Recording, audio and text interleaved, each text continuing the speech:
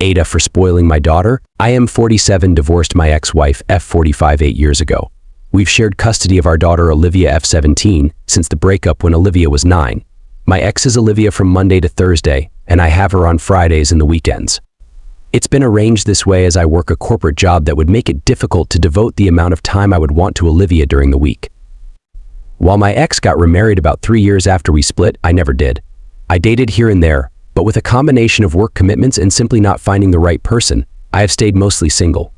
For background purposes, I have a very well-paying corporate job. I won't go into my salary specifics, but it is very close to the 7-figure range annually. My ex is a stay-at-home mom, and her husband earns a good salary. I would say they're comfortable. Due to my large amount of spare income, the majority left over is spent on Olivia. We have a great relationship, and if she wants something, I often get it for her. Over the years, I've bought her designer clothes, jewelry, a new phone, Mac, and paid for a weekend break for her and her 4 closet friends. Olivia has never become spoiled or ungrateful because of this, and I make sure she still develops a sense of responsibility by doing chores and the like. She also works hard at school, being on track to go to a good college. When it was her birthday a week ago, I bought her a car. It was a nice car in the $45,000 range. Olivia was beyond excited and she couldn't stop thanking me. I presumed there was zero issue until a couple of days ago, I received a call from my ex. We generally have a civil relationship and we get on in order to co-parent Olivia. However, when I picked up the phone, she was livid. She said I'd spoilt Olivia by buying her such a nice car for a present, when she would never be able to afford something of that price, and it makes her present look inadequate by comparison. She got Olivia a necklace. I said that wasn't my intention, and as Olivia is my daughter, I wanted to get her the present she wanted with my salary. My ex said I was being incredibly selfish and determined to seem like the great parent who gives Olivia everything she wants. The call ended by her saying I'd spoilt our daughter, and I have to stop giving such expensive gifts so it can be a level playing field. I informed her that I would not be doing this, and I would get Olivia what I wanted to with the salary I've earned. I feel if I work for my money and want to spend it on Olivia, I'm entitled to do so. Her opinion is that there shouldn't be such a discrepancy in the gifts, and I'm trying to one-up her by spoiling Olivia. So AITA, first comment, my ex has Olivia from Monday to Thursday, and I have her on Fridays and the weekends. It's been arranged this way as I work a corporate job that would make it difficult to devote the amount of time I would want to Olivia during the week. I do feel for your ex. How much time do you think your ex spends with her daughter on those 4 weekdays, even though she is stay-at-home mom? Your daughter is 17, goes to school, and surely has active social life. Sure, your ex is taking it a little too far with her accusations, but she is the one getting the short end of the stick, and not you. You have your daughter on days you can actually do something with her, and you have the means to give her more expensive things. I don't want to judge you, as it doesn't seem that you have bad intentions, and you don't want to undermine your ex. But that doesn't change that your system isn't fair to your ex, and that big purchases should be discussed and agreed by both parents. You are already the fun parent, as not only you aren't the one forcing her to go to school and do homeworks, you even give more expensive things, and some children do care about that. Second comment, for sure. I don't have a judgment, but being the weekend parent is the fun and easy parent, like who got her up to go to school 4 days a week, maybe even the whole 5. It's not clear if Op has her Friday evening to Sunday evening to Sunday evening, but I'd assume it is given it's to work around his job. Who sorted out her extracurriculars? Who made sure she did her homework when she was tired and maybe sulky after school? Who dealt with friendships, fallouts, bad stuff at school etc. within the school week? If that's the arrangement they came to, then it is what it is.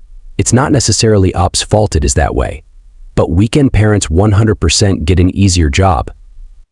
I'm a kid of divorced parents, and there's no way either of my parents would have agreed to this. LOL, my mom already did the lion's share, and that was with a true time split 50/50. Edit, you know what? Op, yes, you are a huge asshole. Buying something like a car that needs parenting around rules of use, expectations, who is allowed to use the car, who buys gas etc. without having a conversation with your co-parent to get them on the same page with it 100% makes you a huge asshole. And who is going to be enforcing those rules, say when teenager wants to lend her car to a shitty, unreliable friend? Fun weekend parent? Or boring life Monday to Friday parent? This is not a designer bag where co-parent needs no input, and you absolutely should have discussed a car purchase with her mother first, particularly as you are civil. Why does it not surprise me the weekend parent didn't consider this and doesn't understand why it's an issue? AITA. Third comment, I feel like you're showing a huge bias towards the weekday parent and making huge assumptions about what that means. Acting like kids stop being needy over the weekend is so dismissive.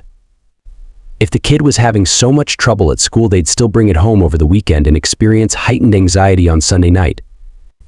Kids are generally assigned a heavier homework load over the weekend, so parents still need to be cognizant of getting that done and get the kid up for school on Monday morning.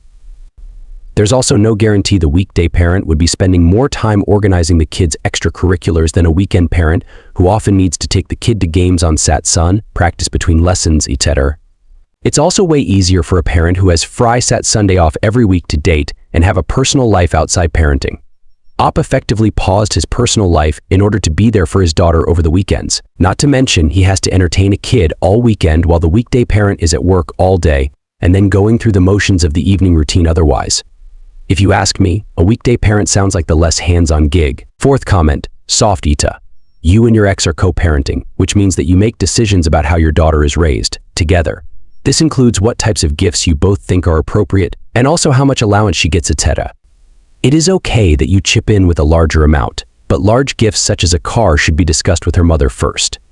Your ex is also not wrong that it can undermine her relationship with your daughter, as not only is she the parent who has her on boring weekdays, while Olivia gets to do all the fun things on her weekends with her dad, she now also is the one who gives the boring, lame gifts, while you get to give the lavish ones. It creates a discrepancy, and while you're entitled to do so, it does raise questions if this is what's best for Olivia and her relationship with both her parents. You should have discussed giving the car in advance with your ex and agreed on a price range you both deem reasonable. There were also solutions possible, where your ex could chip in with the gift, so it would come from both of you. Perhaps your ex was also planning on giving a car, and now she can't. It's a soft AITA, because you obviously love your daughter and mean well, but you should talk stuff like this through with your ex.